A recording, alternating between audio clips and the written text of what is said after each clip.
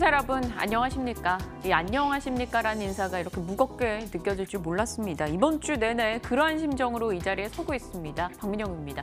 오늘 양지수 또다시 급락으로 진행이 되네요. 오전에는 조금 나아지는 듯 하다가 후반에 확 밀려버리는 형국이 재차 반복되고 있습니다. 코스피가 2.3% 떨어지면서 이제 2020선 하향 이탈한 채 2015포인트 진행이 되고요. 코스닥도 3.29% 급락으로 진행이 됩니다. 조금 전에는 4% 이상까지 떨어지기도 했죠. 660선을 기준으로 놓고 위아래로 움직임을 이어가고 있습니다. 외국인 기관 동반 매도 물량 그리고 외국인의 거센 매도세가 또다시 이어지고 있습니다. 오늘 코스닥에서는 하락 종목이 1,100개 이상 넘어가고 있는 시점인데요. 도대체 이런 시장은 어떻게 대응을 해봐야 될까요? 제가 주식시장 참여하고 나서 이런 장은 또 처음 마주하면서 갈수록 투자 전략에 대한 의문을 던지게 됩니다. 주식을 정말 해야 될까 하는 분들도 많이 생기고 있는 것 같아요. 어떤 시선이신지 전문가들의 의견 곧장 이어가도록 하겠습니다. 박민영의 SNS 시작합니다.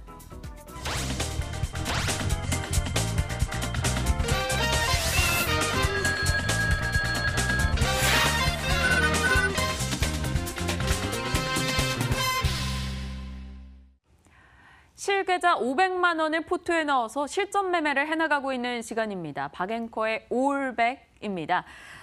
일단 양지수의 처참한 상황, 제 포트 역시나 어떤 영향을 받아가고 있는가 들여다보고 두 분과 또 인사 나눠봐야겠죠. 우선 신석기 시대 STC 정대희 대표님, 그레이투자클럽 강현균 부장님 오셨습니다. 어서 오세요. 네, 안녕하세요. 안녕하세요. 네, 두 분은 또 일주일 만에 뵈서 반갑긴 한데 사실 마음상으로는 두 분도 저도 사실 서로를 마냥 반가워할 수만은 없는 상황입니다.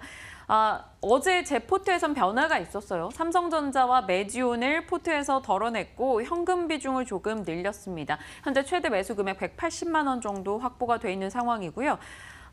현재 포트에는 현대엘리베이터 그리고 일즈머티리얼즈, 서울반도체가 들어가 있는 상황이에요. 오늘 시장 대비 서울반도체는 그나마 빨간불 켜면서 버티고 있고요.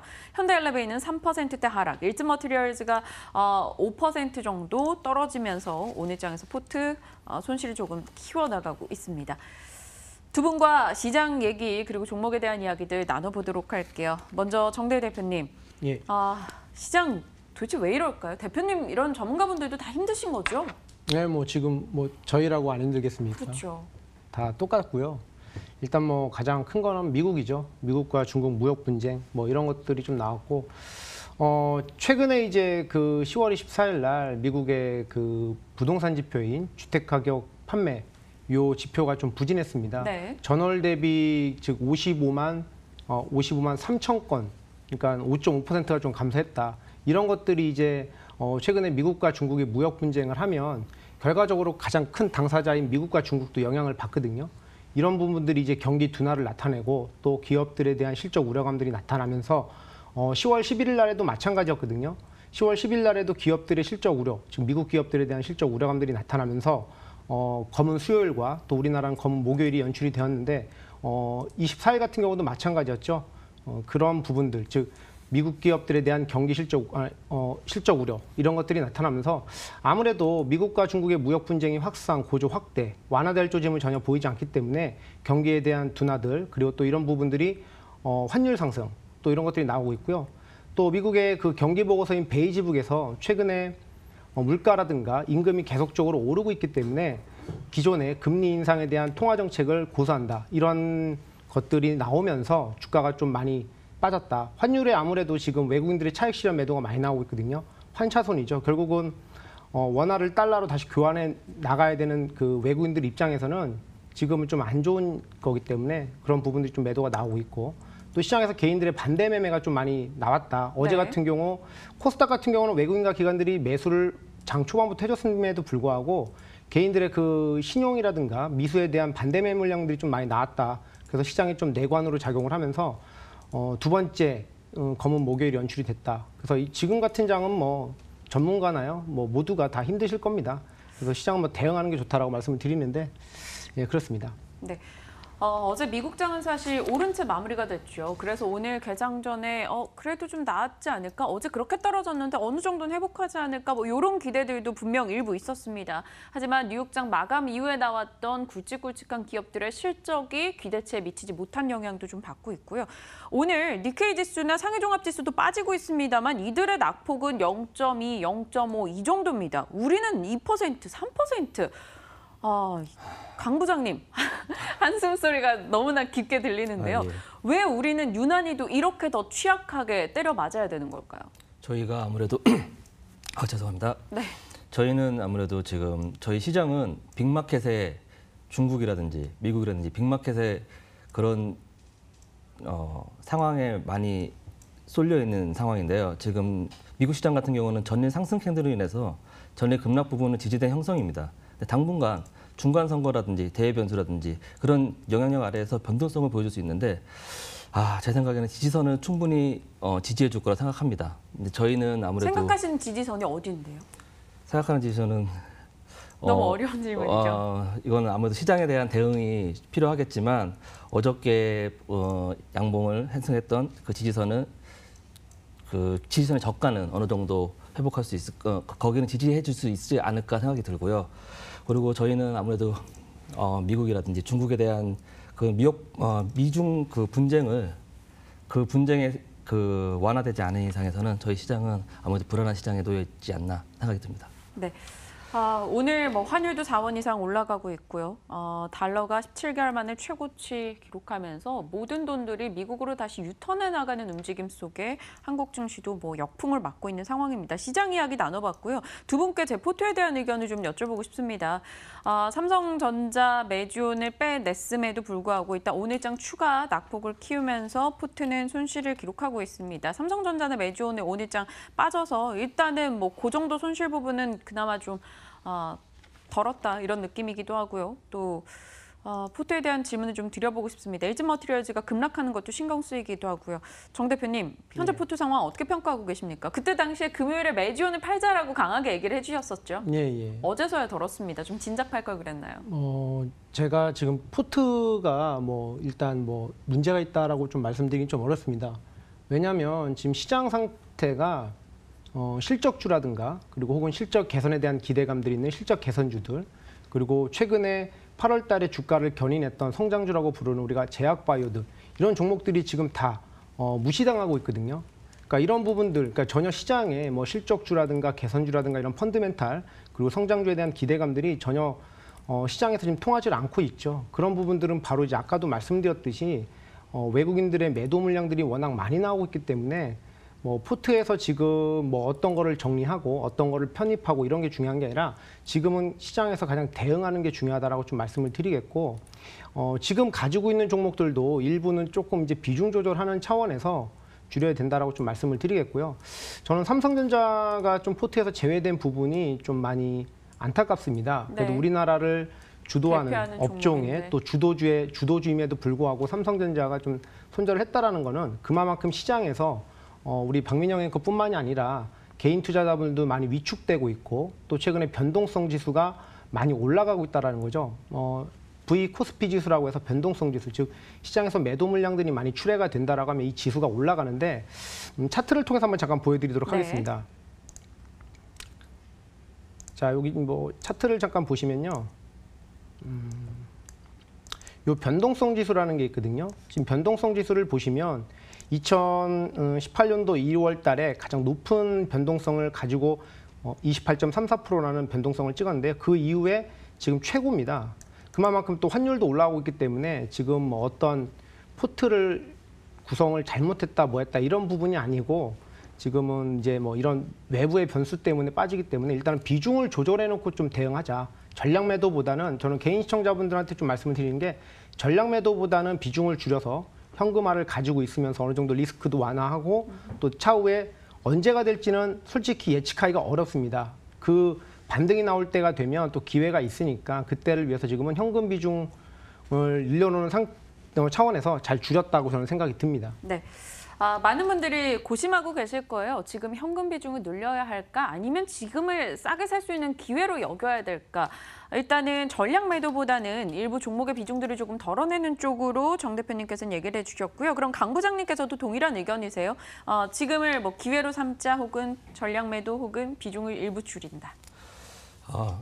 지금 시장에서는 어느 정도 지지가 된다고 생각을 하지만 대외적인 변수가 너무 많기 때문에 현금 비중을 많이 해두는 게 물론 좋다고 생각합니다. 하지만 이렇게 빠졌던 시장에서 실적이라든지 아니면 이슈화되는 종목들, 앞으로 다가올 이슈가 있는 종목들의 단기적인 기술적 반등이라든지 그런 이슈에 대한 반등 폭은 열려있다 생각됩니다. 그렇기 때문에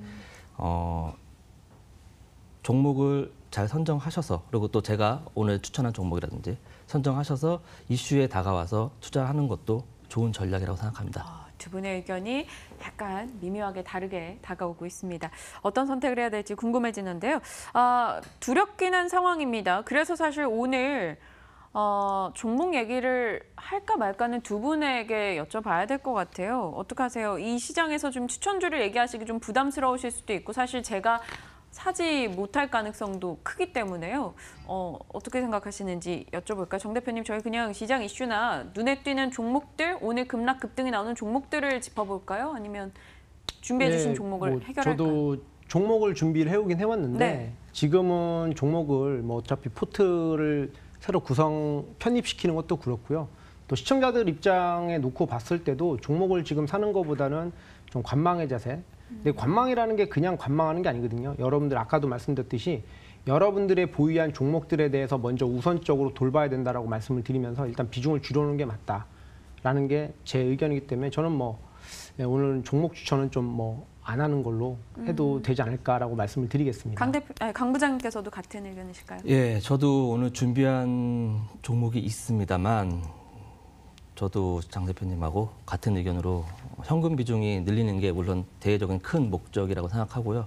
종목에 제가 좀 전에 말씀드린 것처럼 이슈화되는 종목의 단기적인 포트 구성은 가능하겠지만 당장 주말이 지나고 나서의 시장이 어떻게 변할지는 아무도 모르기 때문에 저도 오늘 종목에 대한 추천은 좀 안 하는 걸로 하고 시장에 대한 얘기를 나눴으면 좋겠습니다. 좋습니다. 그렇다면 지금 이 시장에서 궁금해할 만한 포인트들 짚어보도록 할게요. 정 대표님께 질문 드리고 싶은 게 앞서 저희 시간 때도 여러 번 이런 이야기가 나오긴 했었는데 오늘 채팅창에 이야기가 참 많아요. 현금화보다는 인버스지. 인버스 쪽에 대한 투자해보자 이런 의견들이 많았었는데 사실 저희는 그동안 주식 사는 입장에서 주식시장에 있는 입장에서 굳이 인버스에 해야 할까라는 의문으로 시장 올라가길 바라는 마음으로 사실 하지 않았었거든요. 어떻게 생각하세요? 인버스 쪽 투자? 저는 지금은 좀 많이 늦었다고 생각이 들고요. 인버스를 할 거라고 하면 차라리 선물 계약을 하는 게 낫다라고 저는 생각이 들어요. 어차피 지금 인버스 같은 경우는 좀 많이 주가가 빠진 상태고 또 지금 들어간다고 하면 그렇게 시청자분들에 대한 기대만큼 수익이 나오지는 않을 것 같고요. 미리 들어가신 분들은 그동안에 그냥 보유하시면 되겠지만 지금은 신규로 들어가기보다는 차라리 현금을 확보하는 게 더 낫다라고 저는 판단이 듭니다. 예. 알겠습니다. 그러면 시장에서 궁금해하실 만한 종목군 제가 뭐 임의적으로 질문 드려보도록 할게요. 혹시나 궁금하신 게 있으시다면 채팅창에 올려주시면 참고하도록 하겠습니다. 오늘 장에요. 코스피에서 외국인들이 많이 사고 있는 종목 중에 눈에 띄는 게 기업은행입니다. 기업은행 같은 경우는 오늘장 한 4% 정도 올라가고 있고요. 업종 시세로 놓고 봤을 때도 은행이나 보험주 일부는 그래도 빨간불을 켜는 모습이 포착이 되고 있어요. 강 부장님, 이런 시장에서 연말까지 우리가 은행주나 보험주 쪽에서 좀 대안처로 삼아볼 수 있다라고 생각하시는지? 예, 제가 이렇게 시장이 어렵고 금리가 지금 미국하고 저희 금리가 갭이 큰 상황에서 안정적으로 그리고 변동성이 좀 덜한 종목으로서는 보험주라든지 은행주 이런 쪽이 좀 안정적으로 판단됩니다. 그래서 기업은행은 어떻게 외국계 매수세가 들어온 상황에서 좀 많이 올라오고 있는 상황인데 앞으로 보험주도 그렇고 지금 최근에 DB생명보험 그쪽 그 주식이 시장이 많이 어려운데 불구하고 역으로 많이 올라온 상황이거든요. 그런 부분도 있고 그래서 금리적인 그리고 다음에 있을 금리 인상에서도 금통위의 발표에서도 금리 인상 쪽으로 가닥이 잡히지 않을까 미국하고 더 이상 갭이 벌어지면 안 된다는 판단에 시장의 판단이 있기 때문에 그런 쪽으로 바라봤을 때 은행주, 보험주 그쪽 쪽이 괜찮다고 판단됩니다. 그럼 그쪽 내에서 좀 집중적으로 저희가 포트에 만약에 나중에 시장이 조금 회복할 즈음에 관심 갖고 담아볼 만한 선호주가 있으실지요? 제가 선호하고 있는 종은 이미 오늘 올랐던 기업은행은 어저께 판단했던 종목이었는데 많이 오늘 오르긴 했지만 그래도 조정이 좀 들어갔을 때 한 번에 은행주 같은 경우는 많이 오르지는 않거든요. 조정이 들어갔을 때 다시 한번 도전해보는 것도 종목의 포트에 담아보는 것도 좋다고 생각합니다. 알겠습니다. 은행주에 대한 이야기 또 정 대표님께도 여쭤봐야 될 것 같아요. 우리은행도 올라가고요. 뭐 전체적인 시장에서 오늘 확연하게 선전하는 쪽이기도 합니다. 앞서 강 부장님께서 긍정적인 답변 주셨는데 동일하게 생각을 하시는지요? 일단 뭐 은행주들 같은 경우는 연말 고배당, 배당 관련 것도 있고요. 뭐 저번에 제가 이제 나와서도 한번 그 2PM에 나와서도 말씀을 드렸는데 은행주들이 실적이 좋은데 주가가 상당히 빠지고 있거든요. 이제 그런 부분들은 그 실적 부분이 좀 퀄리티가 좋지 않은 부분도 있고요. 또 은행주에 대한 뭐 비리 채용이라든가 또 대출 규제, 정부 규제 이런 것들이 좀 있었으면서 은행에 대한 주가들이 좀 빠졌습니다. 은행은요 지금 솔직히 실적이 좋은 이유는 예금 금리 같은 경우는 낮은데 대출 금리 같은 경우는 금리를 올리면서 좀 많이 높아졌거든요. 그런 부분들 이제 예금 금리 차이에서 실적이 높아진 부분이 있지만 뭐 지금 굳이 시장에서 이렇게 안 좋은 상태에서 매매를 한다라고 하면 기업, 은행주들도 괜찮고요. 또 실손보험주들 같은 경우도 정부에서 보험료 인상에 대한 부분, 규제 부분들을 좀 완화했다라는 것들이 있기 때문에 그런 부분들에서 지금은 뭐 그래도 개인 투자자분들께서 매수를 하신다고 하면 은행주나 이런 보험주들 괜찮다고 보는데 일단 좀 단기적으로만 보셨으면 좋겠습니다. 네. 사실 그런 생각 들잖아요. 이렇게 막 시장이 폭락했어요. 급락을 하고 있는 상황에서 나중에 되돌릴 때는 상대적으로 많이 빠진 종목이 더 크게 올라갈 것 같은 생각이 들잖아요. 통상적으로 그런 종목들도 꽤 있었고요. 그래서 많이 빠진 쪽을 한번 들여다봤어요. 뭐 지금 뭐 많이 안 빠진 종목이 없기도 한데 역시 그러니까 또 IT가 눈에 띄어요. 오늘 같은 경우 삼성전기도 6% 급락하고 있고요. 외국인이 집중적으로 매도하는 쪽이 IT나 화학주가 되겠습니다. 이러한 낙폭 과대 대표로 꼽히는 이 섹터 내에서 보신다면 먼저 정 대표님께 이번에 먼저 질문 드려볼까요? 예, 뭐 종목을 좀 말씀하시는 건가요? IT 전체적인 얘기를 해볼까요? 아니면 삼성전자나 전기로 추려서 얘기를 할까요? 저는 뭐 IT 섹터 전반적으로 다 반도체 업종, 뭐 삼성전자라든가 SK 하이닉스 그리고 부품 그리고 장비 뭐 다 좋다라고 저는 생각을 하고 있습니다. 저번에도 제가 말씀을 드렸듯이 저는 오늘 방송을 오면서 이런 생각도 해봤어요. 네. 차후 우리나라 주가가 얼마나 급등을 하려고 이렇게 자꾸 악재가 쌓일까. 결국 악재가 반복이 되면 그것도 펀드멘탈이 된다고 말씀드렸고 그 악재 부분이 이제 싹 걷어진다라고 하면 빠진 만큼 저는 반등이 충분히 나올 수 있다라고 생각이 들거든요. 그거에서 이제 가장 선도 업종이 될 만한 주도 업종이 될 만한 것들은 저는 여전히 우리나라 전체적으로 봤을 때 뭐 반도체 이쪽은 가장 좋다라고 좀 보고 있고요. 그런 부분에서 만약에 지금 이제 좀 매수하기 상당히 어려워요. 그래서 지금 부분에서 뭐 주식을 좀 이제 뭐 이 적금식으로 하시는 분들도 계시거든요. 그래서 적금식으로 하시는 분들한테는 좋은 기회가 될 거고 그냥 뭐 일반 트레이딩 관점에서 막 매수 금액을 좀 많이 실고 하시는 분들한테는 지금은 매수 기회는 아니다라고 좀 말씀을 드리도록 하겠습니다. 2차 전지 쪽에서도 삼성 SDI 같은 경우는 뭐 좋은 실적 내놨어요. 전년 동기 대비 영업이익이 300% 이상 증가했다. 뭐 이런 이슈가 있음에도 오늘장 빠집니다. 물론 낙폭은 3%대, 일부에서는 매수세도 유입이 되고 있는 상황이기도 한데요. 이렇듯 요즘에는 실적이 잘 나와도 못 가는 종목들도 굉장히 많고요. 이번에는 강 부장님께 질문 드려볼까요? IT 내에서 뭐 반도체 쪽으로 얘기를 해주셨다면 2차 전지 쪽에서 좀 추려주신다면요. 2차 전지 쪽에서 지금 말씀하셨듯이 삼성 SDI가 뭐 좋은 실적에도 불구하고 떨어지고 있는 상황입니다. 저는 2차 전지 쪽에서는 포스코 캠텍을 좀 좋게 보고 있는데요. 지금 주가가 많이 상승해서 제가 바라봤던 시점보다 많이 상승하긴 했습니다만 지금 포스코 신임 회장님께서 포스코 캠텍 출신이신 건 다들 알고 계실 겁니다.